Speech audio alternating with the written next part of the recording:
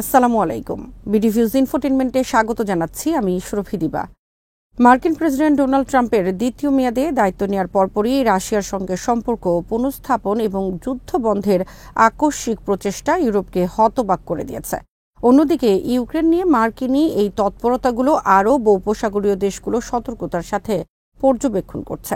পাশাপাশি ইউক্রেন যুদ্ধ থেমে গেলে জ্বালানির দাম ও তেল বাণিজ্যের উপর কেমন প্রভাব পড়তে পারে সেগুলো নিয়েও নানা বিশ্লেষণ করছে।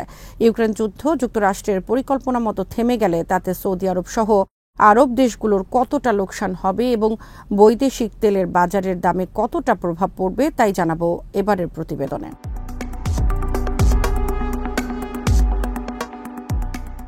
রাশিয়া বর্তমানে সৌদি আরবের সঙ্গে মিলে ওপেক প্লাস নামে পরিচিত তেল উৎপাদনকারী দেশগুলোর জোটের নেতৃত্ব দিচ্ছে। ইউক্রেন যুদ্ধের দ্রুত সমাপ্তি ঘটে গেলে তেল থেকে তৈরিকৃত ধাতু এবং প্রাকৃতিক গ্যাস নির্ভর সার সহ বিভিন্ন পণ্যের দাম কমে যেতে পারে। রাশিয়ার সঙ্গে যুক্তরাষ্ট্র সহ পশ্চিমা দেশগুলোর সম্পর্ক স্বাভাবিক হবার অর্থ হল যে কোনো পণ্য আগের চেয়ে সস্তায় পাওয়া।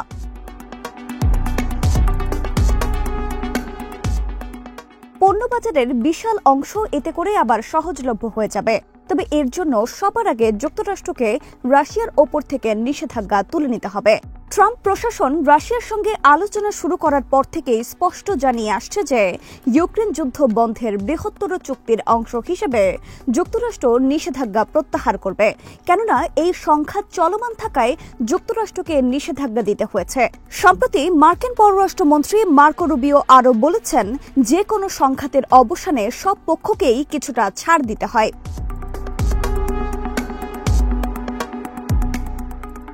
এই সপ্তাহে ব্যাংক অব আমেরিকার বিশ্লেষকরা বলছেন, ইউক্রেনে শান্তি চুক্তি কার্যকর হলে পরিশোধিত তেলের দাম ব্যারেল প্রতি $5 থেকে $10 পর্যন্ত কমতে পারে।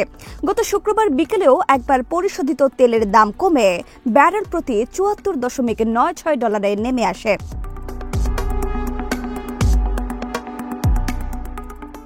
বিশ্লেষকদের মতে ইউক্রেন যুদ্ধের সমাপ্তি তেলের দামের জন্য নেতিবাচক। এর কারণ একাধিক রয়েছে। রাশিয়া বেশি তেল উৎপাদন করতে পারে না, কারণ তাদের অতিরিক্ত উৎপাদন ক্ষমতা নেই। এতে করে বাজার আবারও আগের অবস্থানে চলে যেতে পারে।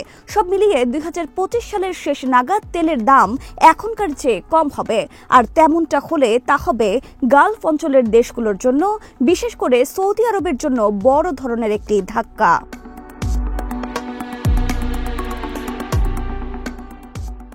আন্তর্জাতিক মুদ্রা তহবিল IMF বলছে, বাজেট ভারসাম্য রাখতে সৌদি আরবের তেলের দাম ব্যারেল প্রতি অন্তত $96 হওয়া দরকার। এই দাম আরও বেড়েছে কারণ সৌদি আরব তেলের সরবরাহ সীমিত করে দাম বাড়ানোর চেষ্টা করছে।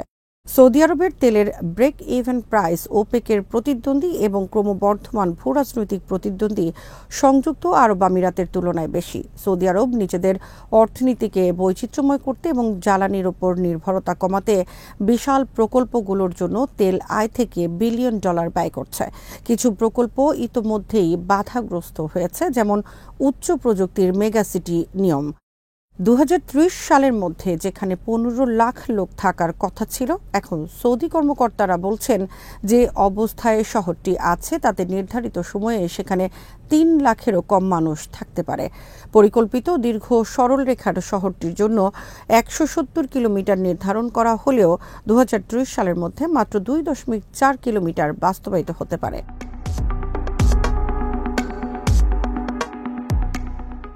বাইডেন প্রশাসন ইউক্রেন যুদ্ধের সময় সৌদি আরবের তেল উৎপাদন না বাড়ানোর সিদ্ধান্তে অসন্তুষ্ট ছিল। তখন মার্কিনীদের তরফ থেকে বলা হয়েছিল যে সৌদি আরব যুক্তরাষ্ট্রের বিরুদ্ধে অবস্থান নিয়েছে এবং রাশিয়ার অর্থনীতিকে চাঙ্গা করেছে। কিন্তু প্রেসিডেন্ট ট্রাম্প সৌদি যুবরাজ মোহাম্মদ বিন সালমানের ঘনিষ্ঠ মিত্র হওয়ায় এবং ইউক্রেন যুদ্ধের পর রাশিয়ার সঙ্গে অর্থনৈতিক সহযোগিতার পরিকল্পনা করার কারণে নতুন একটি বাস্তবতা তৈরির প্রেক্ষিতে তিনি গত মাসে তেল বাজারে অতিরিক্ত সরবরাহ করার জন্য সৌদি আরবের প্রতি আহ্বান জানান।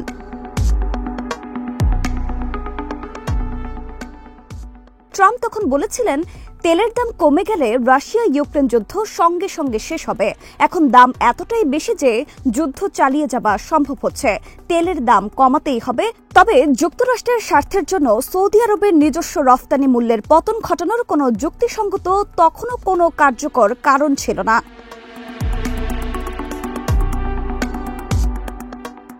ট্রাম্প তবুও ইউক্রেনের জন্য একটি শান্তি চুক্তির দিকে এগিয়ে যাচ্ছেন, যখন তেলের দাম মোটামুটি জানুয়ারির স্তরে রয়েছে।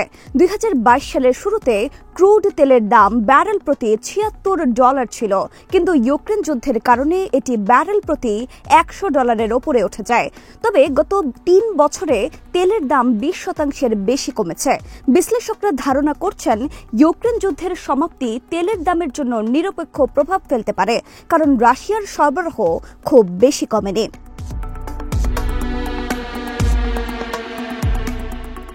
নিষেধাজ্ঞা তুলে নেওয়া হলেও বাজারে হঠাৎ করে বিপুল পরিমাণ রুশ তেলও আসবে না, যা দামের ওপর বাড়তি কোনো চাপ সৃষ্টি করতে পারে। তিনি আরও বলেন, রাশিয়ার তেলের সরবরাহ বন্ধ হয়নি, বরং স্থানান্তরিত হয়েছে। মূলত চীন ও ভারত রাশিয়ার অপরিশোধিত তেল কিনেছে, ফলে তেলের দামের ওপর খুব একটা প্রভাব পড়েনি।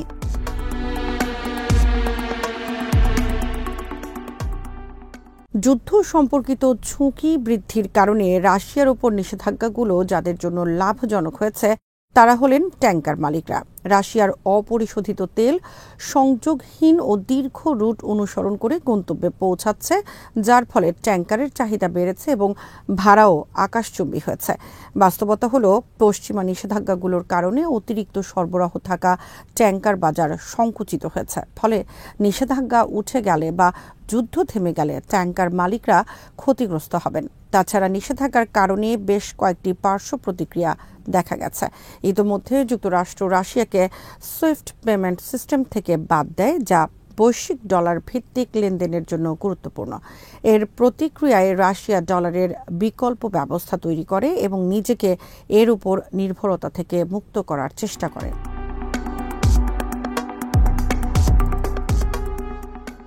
চীনে যে তেলগুলো রাশিয়া রপ্তানি করে সেগুলো এখন প্রাচ্য সীমান্ত দিয়ে সরবরাহ করা হচ্ছে। এই লেনগুলো ইউয়ানে লেনদেন হচ্ছে। বিশ্লেষকদের মতে চীন ডলার ভিত্তিক বাণিজ্যে ফিরে যেতে আগ্রহী নয়। অন্যান্য দেশগুলোর সঙ্গে রাশিয়া ডলারের বিকল্প হিসেবে সংযুক্ত আরব আমিরাতকে ব্যবহার করেছে।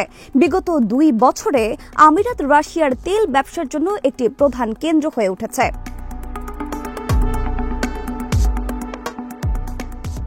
এমনকি ভারতের মতো বড় দেশও রাশিয়ার তেল আমিরাতে দিরহামে কেনা শুরু করে। দিরহামের এই উত্থান আমিরাতে ব্যাংকগুলোর জন্য $বিলিয়ন রাজস্ব এনেছে।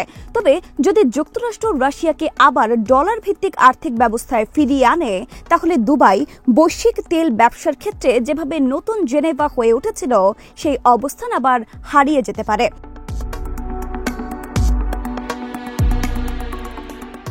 পাশাপাশি সৌদি আরবের বাজার হারানোরও শঙ্কা রয়েছে। সৌদি আরব আশা করছে যে যুক্তরাষ্ট্র নিষেধাজ্ঞা প্রত্যাহার করলে তারা চীনে বাজার পুনরুদ্ধার করতে পারবে। 2024 সালে চীনের রাশিয়ার তেল রপ্তানি সর্বোচ্চ মাত্রায় পৌঁছায়। একই সময়ে চীনের সৌদি তেল আমদানি 9% কমে যায়। কিন্তু বিশ্লেষকদের মতে সৌদি আরব চাইলেও চীনের বাজারে অবস্থান পুনরুদ্ধার করা সম্ভব হবে না। কারণ হলো, রাশিয়ার অপরিশোধিত তেল সৌদির তেলের চেয়ে ব্যারেল প্রতি $4 কম দামে বিক্রি হচ্ছে। নিষেধাজ্ঞা প্রত্যাহার হলে রাশিয়া আরও কম মূল্যে তেল বিক্রি করতে পারবে, যা সৌদি তেলের তুলনায় সস্তা হবে। এছাড়া চীনের জন্য রাশিয়ার সঙ্গে ইউয়ান মুদ্রায় ব্যবসা চালানো যুক্তিসঙ্গত, কেননা এতে করে তাদের ডলার নির্ভরতা কমে যায়।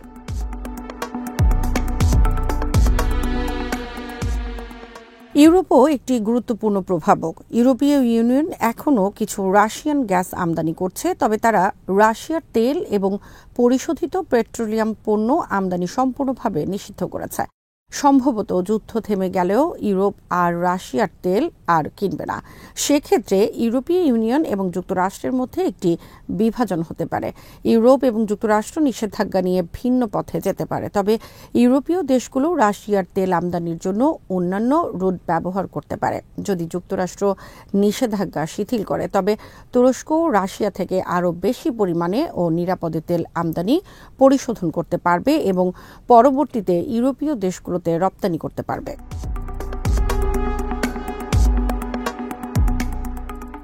তুরস্ক এখন টার্ক স্ট্রিম পাইপলাইনের মাধ্যমে রাশিয়ান গ্যাস আমদানি ও সরবরাহ করছে। টার্ক স্ট্রিমের মাধ্যমে ইউরোপে রাশিয়ান গ্যাস সরবরাহ জানুয়ারিতে সর্বকালের উচ্চতায় পৌঁছেছে। চীনের বাজারে সৌদি তেলের রপ্তানি এবং এক্ষেত্রে ইরানের ক্রমবর্ধমান প্রতিযোগিতার চাপ তো আছেই। চীনের রিফাইনারিগুলোর ওপর সৌদি আরবের তেল রপ্তানি অনেকটা নির্ভরশীল। সৌদি আরব চীনে পেট্রোলিয়াম উৎপাদনেও বিনিয়োগ করেছে, তবে চীনের অর্থনীতি ক্রমাগত মন্থর হচ্ছে এবং বিশ্লেষকরা প্রশ্ন তুলেছেন যে চীনে তেলের চাহিদা ইতোমধ্যে সর্বোচ্চ পৌঁছেছে কিনা। যদি সৌদি আরব রাশিয়াকে চীনের বাজার থেকে বের করতে না পারে, তবে ইরান তাদের জন্য একটি বড় প্রতিযোগী হয়ে উঠতে পারে।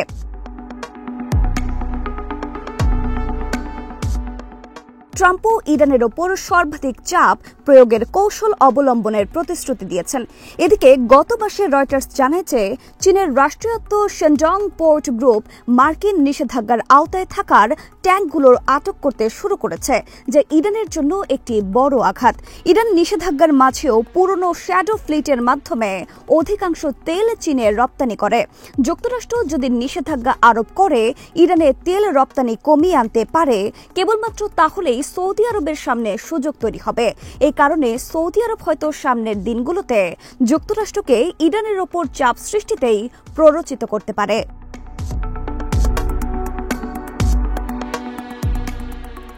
আজ এখানেই শেষ করছি। সমরাষ্ট্র, প্রতিরক্ষা ও কূটনীতির নানা তথ্য জানতে চোখ রাখুন বিডি ভিউজ ইনফোটেইনমেন্টে। চ্যানেলটি ভালো লাগলে সাবস্ক্রাইব করুন, সংযুক্ত থাকুন আমাদের ফেসবুক পেজে। আল্লাহ হাফেজ।